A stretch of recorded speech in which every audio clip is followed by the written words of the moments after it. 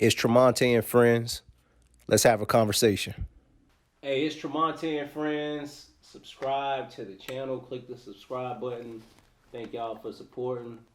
I have a guest on here who I never thought I'd get him on 101 because he think he low key like me. Introduce yourself, man. What's up, man? It's your boy Remus. Some people know me as RJ. You know what I'm saying? Low key Remo. That's about it. You feel me? What's up, man? Hey, man, how you been this year, man? Chilling, dog. Low key. Or focus on myself, man. You know how that go. A lot of people don't know your story about you growing up adopted. Everybody know you in the streets, but people don't know where you. How was it growing up adopted? For some people, you know what I'm saying, it's a little different in my situation because the foster home that I went to first was the last foster home I was in. How old were you? When I got adopted, or when I was 11 when I got adopted, so I was already adjusted to the family. Mm-hmm. I got adopted. A lot of people don't know this, but I got adopted first one time before, and the whole point of me getting adopted to the family I went to was that they were supposed to be a younger family, a more active family, but that didn't go as planned. They was older than my parents. Oh wow! So when I went to Tallahassee, the dad or whatever, he was like, you got 3 months, you know what I'm saying? And then the adoption is finalized. So, like, if you do anything or we change our mind or you change your mind, then we can get you out. So, I was like, well, in my head, I had 3 months to get the fuck out of there. So, I did everything I did. Mm-hmm. Stealing shit, whatever, for not coming home till 12 o'clock in the morning, 9 years old. I had to get out of there. And then, after that, I talked to DCF and I was like, well, can I just stay there and just be in permanent foster care? Like, I don't want to go nowhere. Like, I'm straight. Like, that shit, I'm good on that. And they was like, well, yeah. And then my dad, rest in peace, he was like, we might as well adopt them. So that's what happened. So. Have you ever had, because you don't wear your emotions on your sleeve. Oh, yes, I do. Not to me. I ain't never seen it. Nobody see it. You know, like, you got a good poker face. Nobody see it. You ever have any resentment towards your biological parents? Absolutely not. Why not? Because that's not the case for most adopted That's people. like 90% of the people I talk to that went through stuff I went through, they always say that they hate. But me growing up and becoming more mature and older, I noticed that, like, people go through things. So you're going to do things that you know what I'm saying, not proud of, you know, you might be ashamed of. So I can't judge you off of that. Like, we all humans, we all going to make mistakes. And then what the cool thing was, rest in peace to my biological sister, but when she found me about 5-6 years ago, she had told me that my mama had got clean, got off drugs, got her life together, found God. And before she passed, in 2005, she said she had a Bible with my full name in it. And she said, whatever you do, just go find her. You got a brother. Mm-hmm. So that made me feel good that, you know what I'm saying, maybe that was why I didn't have so much resentment because, you know, everybody go through stuff. So. Wait, what age do you fully understand what happened with your mom and your dad for you to be put in the system like that? I don't understand it still to this day because my mom, she was on drugs bad. So, and my dad, I know him. Like, I've been knowing him. I've been knowing him since I was about 10 years old. My foster mom knew him growing up. They grew up together, so it was like weird. That's crazy. Mm-hmm. So when I met him and I asked him questions about my mom, he was like, you know, she was on drugs. She was like, I didn't even know she was pregnant. She just, you know, just left. So it's still like crazy to me because he been married. He got other kids. He took care of all his other kids. He got like 21 kids, but he never take care of me. You know what I'm saying? But I don't have no resentment toward him. We cool, you know. We ain't like, hey, let's go to the game, but we cool. Like, you know, I see my daughter and stuff like that. But other than that, because you got put in the system early. From when I knew you growing up as like young teenagers and stuff, you always been more mature than most of our peer group. Like probably the most mature. Like you always minded your business. You never got into any mischief, not on purpose. Do you think that's a result of you going in the system early? Because you were kind of around chaos at a young age that most people wouldn't be able to bear. Like, we all grew up in the hood, but that's not the same as going to different people's houses and getting acclimated to different families. It wasn't even just that. Like, I think more so because my parents, they had other foster kids. It was one time where it was like at the most 14 foster kids in one home, and I was the oldest. Mm-hmm. So, like, when I would go hang around Jimbo or everybody in Palm River or whatever, like we would go play football, but shit, by 7 o'clock, shit, she bringing them home from daycare. I gotta go in the house, cut that big ass can of beans, put that bitch in a pot, hey, make some rice. Like, so I had to, hey, change their diapers, you gotta take them a bath. So, and then seeing other foster kids come in, like it was one foster kid, she was like 3 months old, and the father broke both her arms and both her legs. So like, when you see shit like that, you like, yeah, bro, like this world ain't like rainbows and lollipops and shit. Like that shit, like this real life. So with other people, you know, you sheltered because even if you just got one parent, like you still sheltered from the world. Yeah. Like they're gonna do everything in their power. Even if you live in the hood, you ain't gonna realize it till you get older that, oh shit, we ain't got no money. You know what I'm saying? Because they're gonna buy you shit. You know, they're gonna make sure that you got everything that you need. Yeah. But when you growing up and you seeing foster kids come in, they got mental issues. We had one foster kid where he seen his mama stab her boyfriend.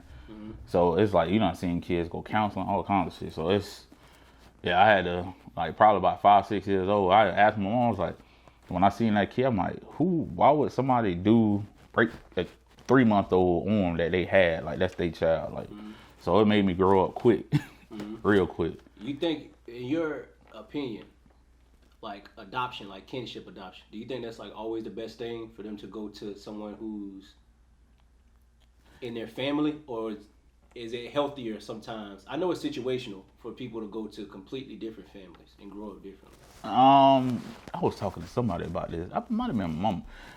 I think that you need to go to the best situation, whether family or no family, because I look at a lot of like shows on TV where people, like kids growing up and their mama on drugs, but they live with them.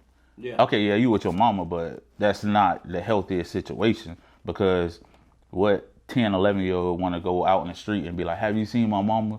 Like, she on the drug bin, so now I gotta go find her. Like, that ain't healthy.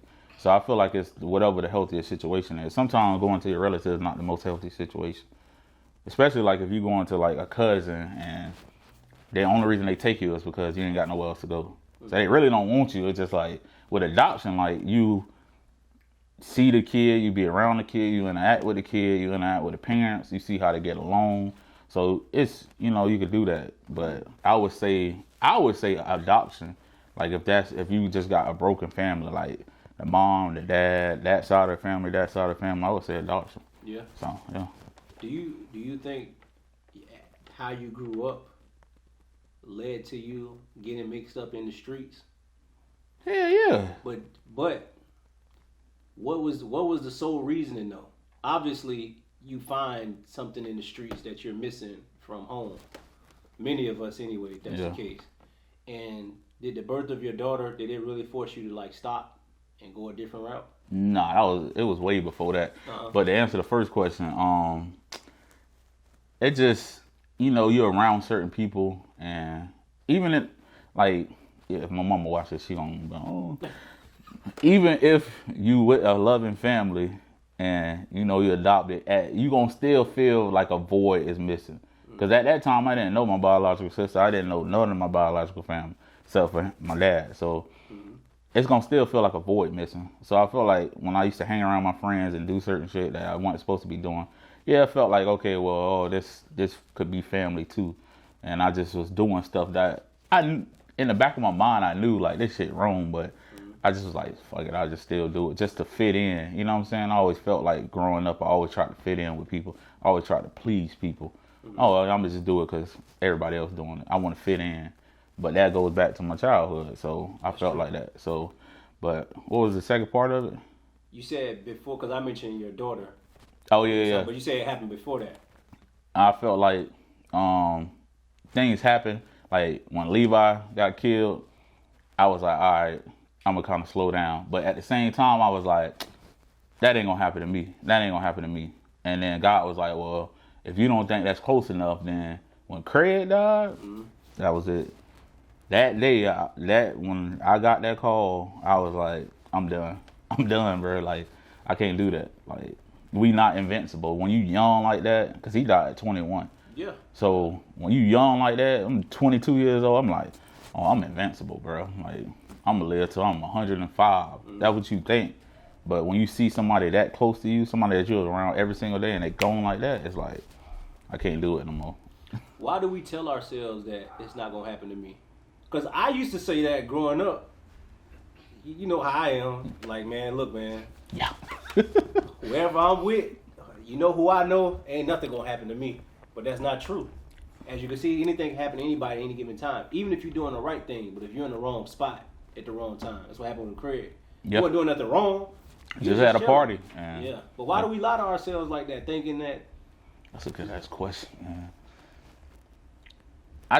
I feel like this, because I be talking about this to people at work too, because, you know, like I'm a lead manager, so like when somebody call out and they dealing with something and people be like, oh fuck, that motherfucker off again, I always tell them, don't do that, because if you in that situation, you want the same empathy that person wants. So that the same thing or support that person is supposed to get when they going through that. Mm-hmm. So I just feel like sometimes people just, when it don't hit close enough, you just like, okay, that shit ain't gonna happen to me. Like somebody could die, like a celebrity could die, and you'll be like, oh, okay, all right. You be like, damn, that's fucked up. You might post it, whatever, Alex, you fake care, and then that shit dead. Like the next day you wake up and be like, shit, what we doing tonight? Like, so I feel like once that shit hit close enough, that's it. Like you like, damn. Do you think you give yourself? Because I don't, from knowing you don't give yourself enough credit for overcoming what you have and being successful like you are today. Oh, yeah. Because you shrug shit off because you nonchalant. That's like, I ain't no big deal. That's my biggest fault, yes. But you're a great father. You're a great father. You've always been in your father. And you have every legitimate reason to not be a great father, really. Because it's not like you grew up in a household where you had structure all the time. You don't have that type of background. You've been in a job for a long time when a lot of us hop jobs like from year to year. So you maintain some longevity there. And you ain't never been arrested. I know people think it's like, well, that's not a big deal. You're not supposed to come from where we come from. That shit is commonplace. Like somebody, you're going to have an arrest record. And then on top of that, you're a loyal friend. Like you always been somebody, like if I, like, hey Remus, man, I need you. You'll be there. And every nigga say that, but it's not. It's not every nigga say that. It's not true. That's a fact. It's very few people that you could call that won't spread your business. It could be something small, like, hey man, look, man, I need this, or I need you to cover for me. Like, y'all got you, but when it's my turn, but that's not real. That's not true. But why won't you give yourself any credit? I don't know, man. I think I'm starting to do that now. Like taking this year and going through what I went through. My dad died in January. My biological sister died 6 months later, exactly. Yeah, I remember. Getting out of a 10-year relationship. So last year was horrible. So I was like, if I could get through this, and what made me realize is when I talk to you, I talk to people and I tell them, like, because, you know, I be joking and playing and shit like that.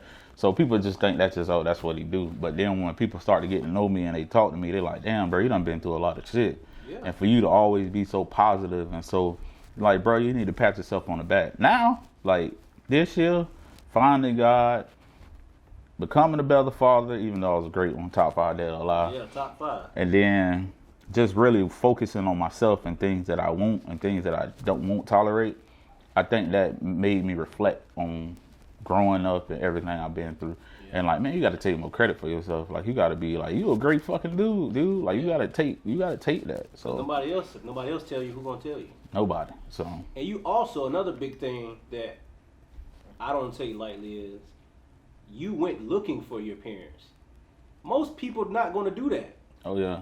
And I'm saying there are some people who like, I want to find out, but most people, they be like, fuck it. It's their job because they put me in this situation. But you actively went, look, I remember you told me, it's like, yeah, Monte, I'm going to start looking at it. You actually did find them. Yeah. How much of an overwhelming feeling was it when you finally seen them? I think it was surreal for me.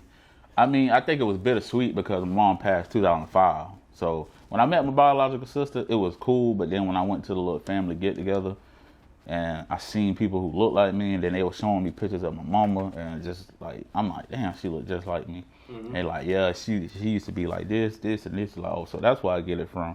Then I seen my granddaddy, and I'm like, damn, I look just like him. Like, it just, I don't know, it just felt like I said, that void growing up, like it finally got filled. Yeah, I love my parents to death, like dad, best friend, like rest in peace. But it just, a piece of you always gonna be missing until you get that. I felt like it was more so closure than anything. So I felt like a sense of closure, a sense of peace. Like, okay, this shit came full circle. Yeah. Now I could tell my daughter, okay, this is who you look like. This is your cousin. This is that. Even if I don't get close to my biological family, which I'm close to a couple of aunties and cousins, but even if I don't get like close, like it's still worth it because I got that void filled. So. How much peace does your daughter bring you? Oh man, y'all about to make me cry on this bit here, boy. God damn. That girl there, whoo, boy, I can't even describe in words, bro. Like, the feeling I had with my biological daddy, my adoptive dad, and the bond that me and my daughter have is exactly the same. That's why I feel like so good, so feeling, because it's just like, we like two peas in a pod. Literally, we could just be like, all right, you want to go to a block party in the hood? My daughter be like, yeah, let's go. Like, they gonna have a bounce house. Yeah. Like, it felt like a mini me, even though she a girl. And then, like, it's so, I'm at peace so much with it because you can teach her things that you didn't have growing up. Like, right. And it's just certain things that, like, when she be like, oh, my daddy or my mom, like, it just, I'd be like, and I just be looking at her like, damn, like, she really don't know, like, you know what I'm saying? So sometimes I got to tell her, but, like, it just is so filling just to have that's yours, that's your seed. Like, you can teach her how to navigate through life. I don't know, that shit fire. You also, as long as I've known you, you don't hold grudges. Now, if somebody owe you money, yeah, well, I think that's everybody. But you don't hold grudges with people.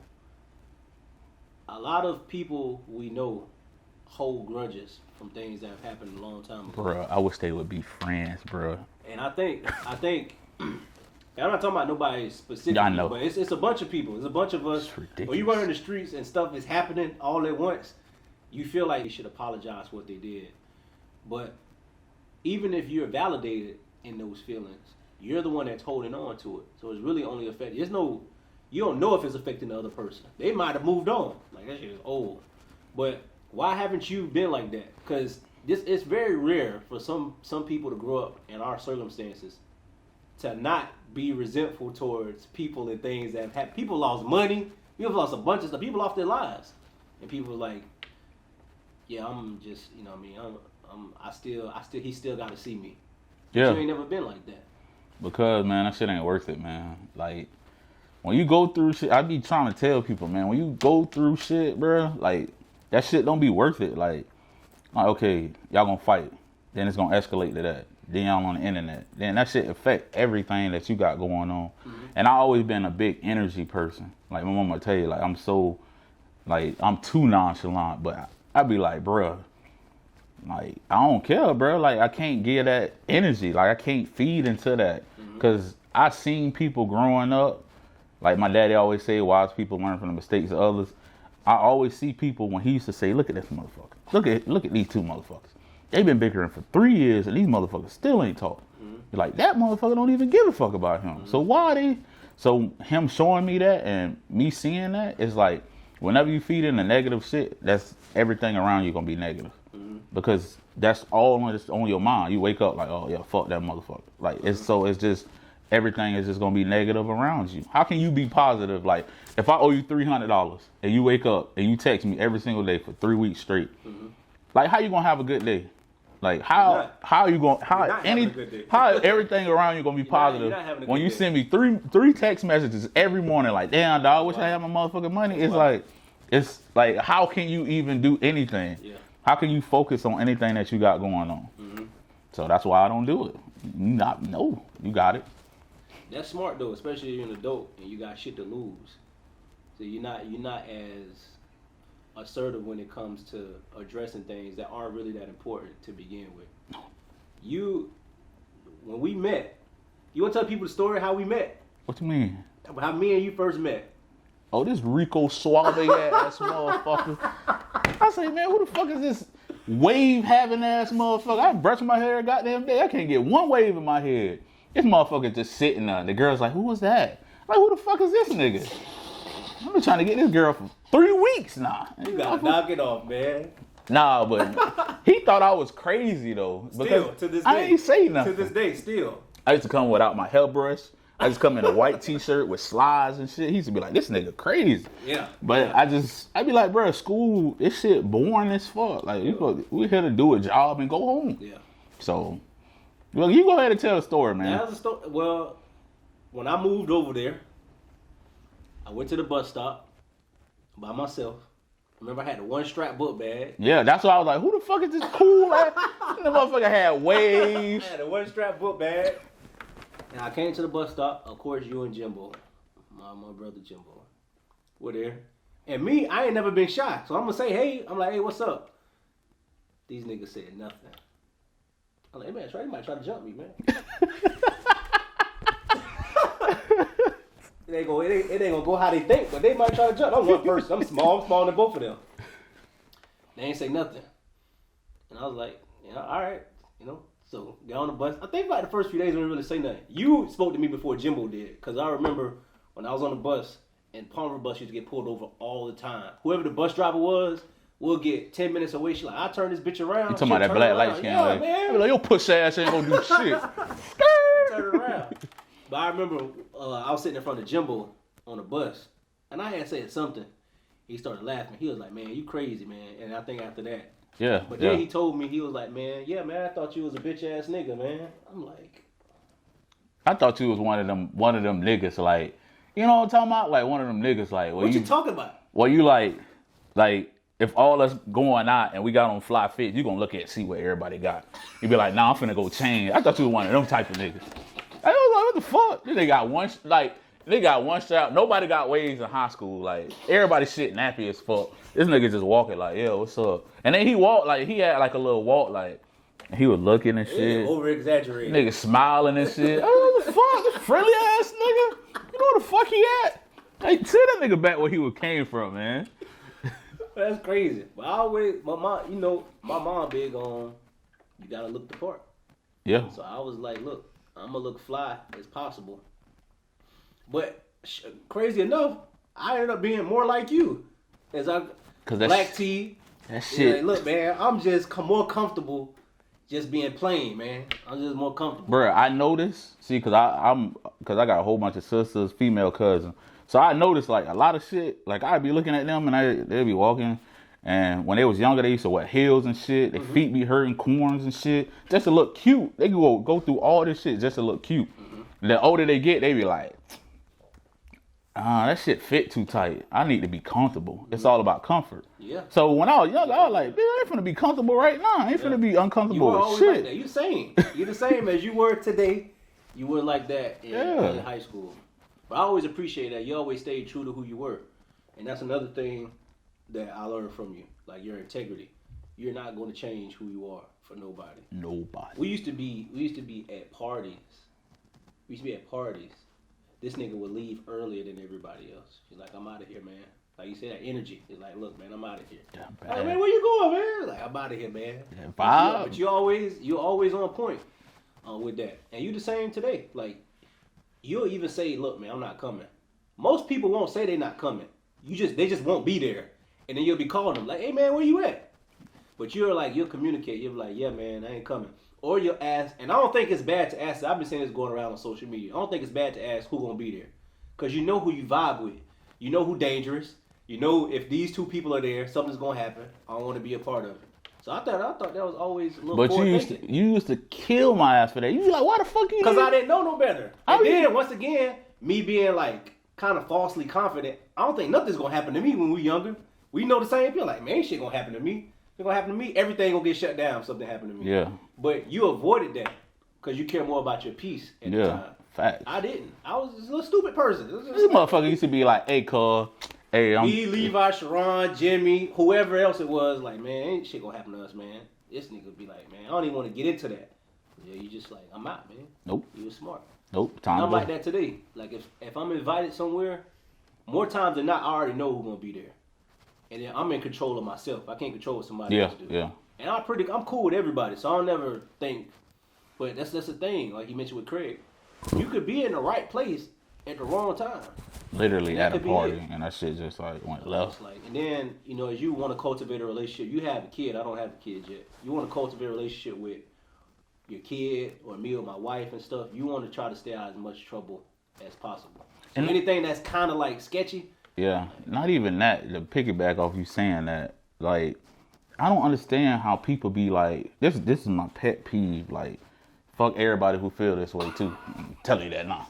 So, like, when I be like, nah, I'm chilling with my daughter, motherfucker be like, oh, bitch, you gotta live. You just be in the house all day. Bitch, I am living. My life is my daughter. Like, that's who I'm And supposed you're to not be. in the house all day. That's, I know, but thought you be- that's who you supposed to spend your time with. Like, motherfucker be like, oh, bitch, you supposed to be in the club, popping bar. Like, bruh, I want to spend time with my daughter, bruh. Like, y'all be like, oh, tomorrow not promised. Exactly. So imagine me going out all the fucking time, being gone all fucking day, dropping off to my mama's house, her other grandma's house, her other granddaddy's house, and then I just be like going all fucking day.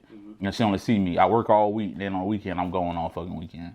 She'll remember that. Yeah, like she gonna and then I die. She like, I mean, He wasn't there. you feel me? Like we gonna die, so at least I want her to have all the memories she can. You know what I'm saying? I wish more fathers were like that. You know, there are a lot of fathers out there doing the right thing, man. But there are the ones that's like they just put their kid off on other people and they go do their thing. And the kids may not listen to everything, but they watch. They'll notice everything that you do. And if you're not there, when they get 13, 14, they're gonna come out. That shit gonna fucking come out. I don't want her to be like that with me.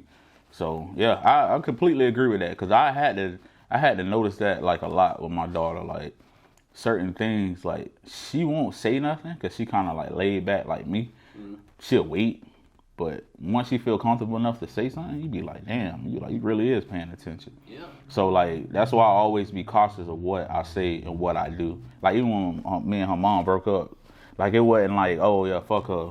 Like, and I'm like, and I told her, I say, if you around her and whoever she dealing with later on down the road and he talking about her or me, like, you don't tolerate that. Like, you tell one of us. You know what I'm saying? Because it's just a balance. I don't want nothing be said bad, like, around her. And she get mad anyways when you talk about me. Yeah. Like, she ready to fight, so. What is, to close out, tell the people about the book you're writing and the title of it. So I've been posting a couple things on. I can't wait to finish this thing that me and my brother working on. I'm coming out with a book about my life. It's called The Life That Chose Me. It's basically going over things that we talked about today, just from my upbringing to the man I am now. And basically, it's not really to help adults because you're an adult, but it's to help kids in foster care, or kids that's going through things or where they feel like they can't get from the other side of it. What made me want to write this book is I was talking to somebody, and somebody I don't know. It's weird. Somebody I don't know when I was going through all this stuff at the beginning of the year, and they asked for money. It was a kid, neighborhood kid. He's like, can I get like $10, $15? I said, yeah. It's like, but how you gonna get to the store? He's like, I just walk. He's like, yeah, we trying to get some food in the house for him. You know, he was like about 13. Like, we trying to get food in the house. My mama ain't got no money right now, and we just trying to scrape up some money. So I said, all right, well, come on. So I ain't never tell nobody this either. So I took him to the Save-A-Lot right there on Pond Road. Got him some groceries, gave it to him. I said, hey, look, man, I know the streets gonna be calling you. I know all the drugs, all that shit just around you is product of your environment. But if you said you're doing good in school, continue to do that. I'm telling you, if you continue to be positive, you're going to get rewarded for it. Just stay positive. And while I was in the car driving back, I'm telling him about stuff I went through. He like, damn. I'm like, so that's why I'm not just saying that just to say it and I'm going to go back into my $1 million mansion and I'm spoon fed and all that. No, I done went through the same thing. I done been the same kid you was. So just continue to do that. And the look on his face and the way he talked after that, I was like, yeah, I need to come out with a book. I just need to change somebody's life. You know what I'm saying? So That's real, man. Yeah. Look for the book, 2021. We're going to finish it up. And thank you for coming on, man. Any final words to the people?